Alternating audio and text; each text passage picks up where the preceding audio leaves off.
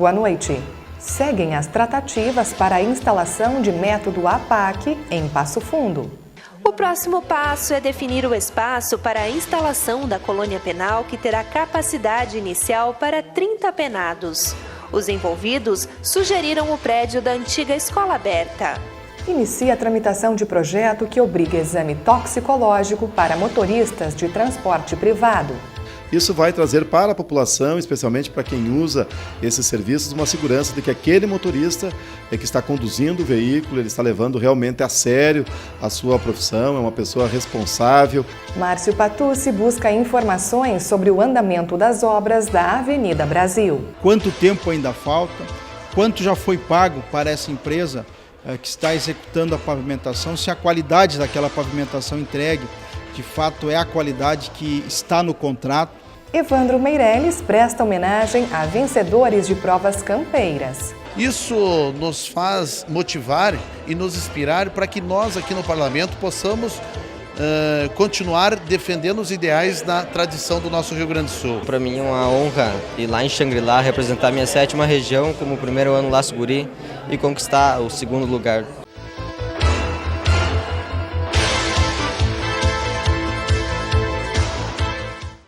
A Câmara de Vereadores sediou mais um encontro para tratar da implantação do método APAC em Passo Fundo. Esta é uma alternativa ao sistema prisional e precisa apenas de um espaço para se tornar realidade. A APAC é uma associação que protege e presta assistência aos condenados, além de atuar na recuperação e reintegração social. Por estes motivos, o método é incentivado pelo Ministério Público. Elas funcionam em centros de recuperação social, que fisicamente são iguais a um presídio, mas nesses mais de 40 anos de implantação do método, o que se tem observado é um êxito muito maior na recuperação dos apenados. Índices praticamente opostos ao do sistema tradicional. Enquanto num presídio tradicional, a média de reincidência, ou seja, presos que saem de lá e que voltam pelo cometimento de novos crimes, é de cerca de 70%, né? Ou mais até, ou seja, de cada 10 que saem no presídio comum, 7 retornam pela prática de novos crimes. Nas APACs isso é o oposto, né? De cada 10, menos de 3, na média, voltam a cometer novos crimes e algumas APACs têm índices menores até de reincidência, né? De menos de 10%. O próximo passo é definir o espaço para a instalação da colônia penal, que terá capacidade inicial para 30 penados. Os envolvidos sugeriram o prédio da antiga escola aberta.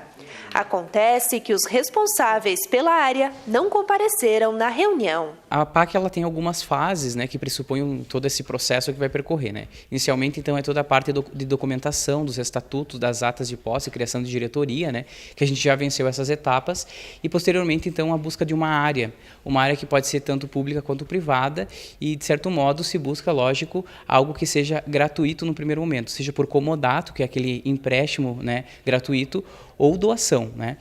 Nesse sentido, então, a gente está buscando áreas em Passo Fundo. Uma das possibilidades, então, seria onde que é hoje o patronato, né? Que justamente a sua situação ali de localização, a área que compõe, então, o patronato, a estrutura predial, então, olhando num primeiro momento, ela é, de certa forma, adequada já para a finalidade que tem a APAC. Os recursos, tanto para reforma, adequações, enfim, e a própria manutenção, elas podem ser tanto pública quanto privada, né? Num primeiro momento, a gente, então, almeja angariar recursos das varas de execuções criminais aqui da região, né? Uma vez que pode vir presos não só de Passo Fundo, mas de outras cidades aqui da região norte, né? E então, como tem todas aquelas penas alternativas que são feitos depósitos judiciais numa conta única do fórum, né? Esse recurso, uma vez por ano, mais ou menos, é possível o juiz que está na VEC, na vara de execução criminal, destina para instituições, tanto públicas quanto privadas, né? Nós estamos no aguardo do conselho da Fundação Menor, porque a tratativa seria para ver da possibilidade do empréstimo da área deles, da doação, enfim, de um contrato de comodato desta área para funcionamento da APAC. Como não compareceu ninguém da diretoria, nós remarcamos a reunião para quinta-feira que vem, lá no Ministério Público. E o encaminhamento é exatamente esse, né? A viabilidade da utilização de uma área que eles possuem, que é a área mais adequada na visão da direção da APAC que existe hoje no município. Que estrutura a gente teria lá, então, para a implementação da PAC? Teríamos o prédio, teríamos local específico para a criação de padaria, de confeitaria, de pavilhões para execução de serviços, uma área para agricultura, exatamente o que é o fundamento da PAC, né? A criação de possibilidades de profissionalização dos apaquianos. A Câmara de Vereadores tem feito vários movimentos no sentido de facilitar a instalação da APAC.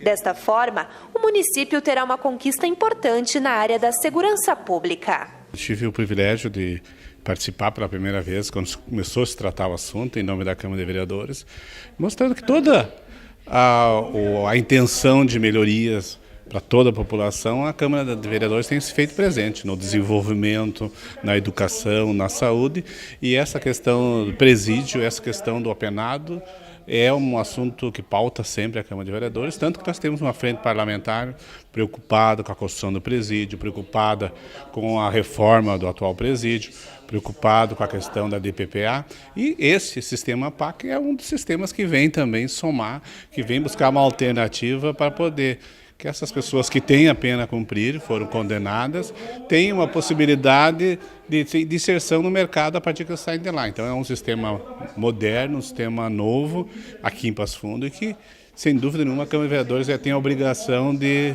se fazer presente nesse momento e apoiar esse projeto. 7 proposições foram discutidas pelos integrantes da Comissão de Patrimônio, Desenvolvimento Urbano e Interior.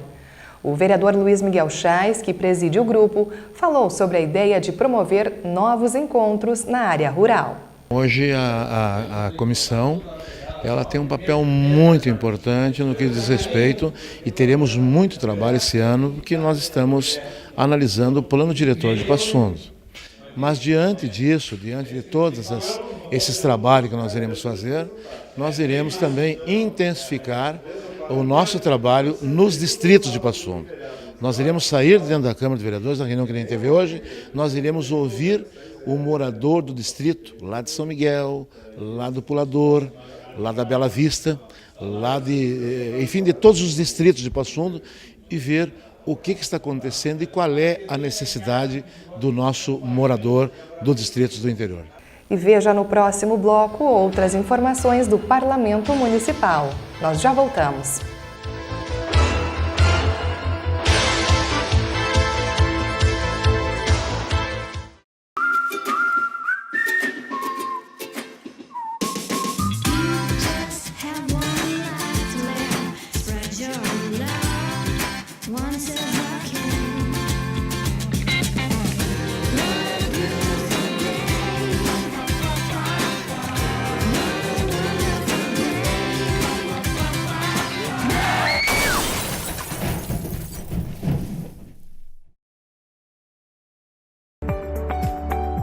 Dizem que os olhos são a janela da alma, então que tal aprender a cuidar da nossa visão? Se estiver passando por algum ambiente com objetos que possam atingir os olhos, não se esqueça de usar o protetor ocular. Caso algum líquido seja derramado ou espirrado nos olhos, lave-os imediatamente com bastante água limpa. Antes de comprar qualquer tipo de óculos escuros ou de grau, consulte o oftalmologista. Usar lentes que não foram prescritas pelo médico podem causar danos graves à visão. Cuidado também com maquiagens, pois algumas podem provocar alergia. Não esqueça os óculos escuros em ambientes com muita claridade. Procure o oftalmologista periodicamente. Caso sinta incômodo, dor ou ardência nos olhos, antecipe sua visita. E lembre-se, jamais use medicamentos como colírios, pomadas e outras medidas caseiras sem a orientação médica. Fique de olho na saúde da sua visão.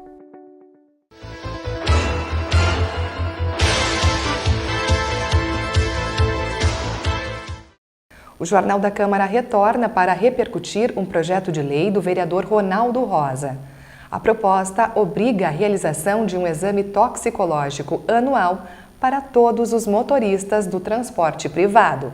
Recebemos aqui na Câmara um projeto do Executivo que obriga os motoristas de táxis aqui da nossa cidade, né, altera a lei da exploração de serviços de táxi e obriga os profissionais, não só o permissionário, mas também os seus auxiliares, a apresentarem uma vez por ano o exame toxicológico, que é aquele exame que detecta se a pessoa consumiu alguma substância química nos últimos 12 meses, ou qualquer tipo de droga que essa pessoa possa ter consumido, o exame toxicológico ele detecta. Então, a partir do momento que chegou esse projeto na Câmara, e por se tratar de um serviço da mesma natureza, ou seja, taxistas e motoristas de aplicativos de formas diferentes, mas prestam o mesmo serviço. E como nós estamos tendo agora aqui em Passo Fundo essa possibilidade de aplicativos, já tem um aplicativo funcionando plenamente aqui na cidade, outros interessados e já também chegando a Passo Fundo, então é importante que esta lei que veio para os taxistas também seja estendida para os motoristas de aplicativos. Isso vai trazer para a população, especialmente para quem usa esses serviços, uma segurança de que aquele motorista que está conduzindo o veículo, ele está levando realmente a sério a sua profissão, é uma pessoa responsável, que não está sujeita aí até o trânsito. A gente sabe que mexe com os sentimentos das pessoas, né, com o ânimo das pessoas, e a pessoa estando livre de qualquer substância tóxica, com certeza ela terá mais tranquilidade, mais segurança, mais educação para agir no trânsito. Então é isso que a gente quer oferecer para os usuários, mais tranquilidade ao optar por um ou por outro serviço. Há exatamente um ano iniciaram as obras de revitalização da Avenida Brasil. Porém, pouca coisa avançou neste período, levando o vereador Márcio Patucci a protocolar um pedido de informações ao Poder Executivo. Na verdade, a nossa preocupação, e isso tem chegado ao nosso gabinete constantemente, é que o município possa esclarecer algumas situações, como, por exemplo, né, o prazo da obra, qual é o percentual efetivamente que já foi realizado, né, quanto tempo ainda falta, quanto já foi pago para essa empresa que está executando a pavimentação, se a qualidade daquela pavimentação entregue, de fato, é a qualidade que está no contrato. Eu utilizo quase que diariamente, né, esse trajeto quando eu vou à universidade e a gente vê que há algumas deformidades na pavimentação, né, alguns buracos que já estão apresentando, e se isso vai ser corrigido, né, em tempo de a gente ter uma Avenida Brasil com uma pavimentação adequada, como a maior avenida da cidade merece. Por óbvio que o pedido de informação é um instrumento regimental que todo parlamentar tem. Existe prazo para a resposta desse pedido de informação. Se obviamente o prazo não for cumprido pelo Executivo, e vale lembrar que nós alteramos, inclusive, a lei orgânica do município, através de um projeto que foi solicitado pelo senhor prefeito, aplicando um pouquinho mais de prazo para que essas respostas pudessem vir com mais critério, com muito mais elaboradas. Então, a gente vai aguardar esse prazo e tão logo, se ao final do prazo nós não tivermos resposta, aí sim nós procuraremos não só o Ministério Público, mas também na possibilidade de ingressarmos com mandado de segurança. E o vereador Evandro Meirelles homenageou os representantes da 7ª Região Tradicionalista que participaram da Festa Campeira de Xangri-Lá. Veja como foi. O evento reuniu 1.400 competidores de todo o estado que disputaram provas em 21 modalidades. Em sessão plenária, um grupo de tradicionalistas acompanhou o discurso do parlamentar. Daqui saíram vencedores nas provas de tiro de laço e vaca parada de dupla. Nós realizamos aqui no mês de janeiro, no dia 19 e 20, a classificatória regional, onde que nós classificamos os melhores dos 42 municípios que ali abrange a 7ª região.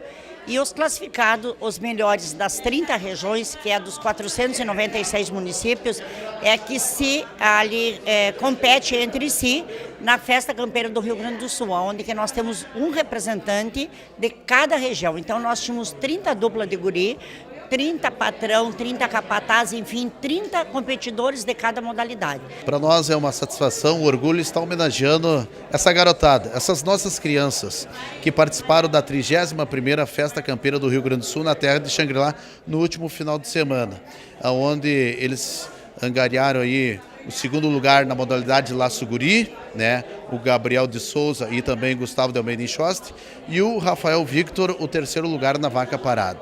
Isso nos faz motivar e nos inspirar para que nós aqui no Parlamento possamos continuar defendendo os ideais da tradição do nosso Rio Grande do Sul, para que nós, poder público, continuamos a fomentar a nossa tradição. Então isso nos faz com que nós seguimos defendendo esta bandeira aqui na Câmara de Vereadores de Passo Fundo. Faz um pouco de tempo que eu comecei a competir, faz desde os 5 anos que eu laço a cavalo e dos 4 eu laço a vaca parada.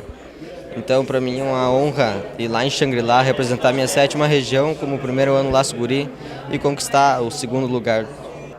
Tô sentindo bem, mas foi meio que forte, assim. Foi meio que nervoso, meio que forte. Ficou feliz com o resultado? Sim. Você já tinha competido antes? Sim. E um monte de vezes. E sempre saindo vencedora assim? Às vezes não e às vezes sim. Para nossa alegria, né? Coube a Passo Fundo, a 7ª região, e ao CTG Tropeiro Velho de Ernestina, o segundo lugar da dupla de guri.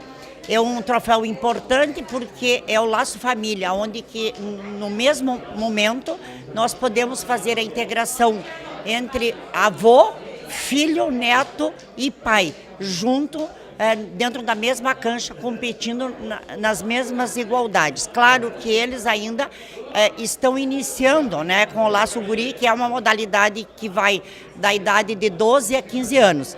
A partir daí eles terão um outro tipo de competição.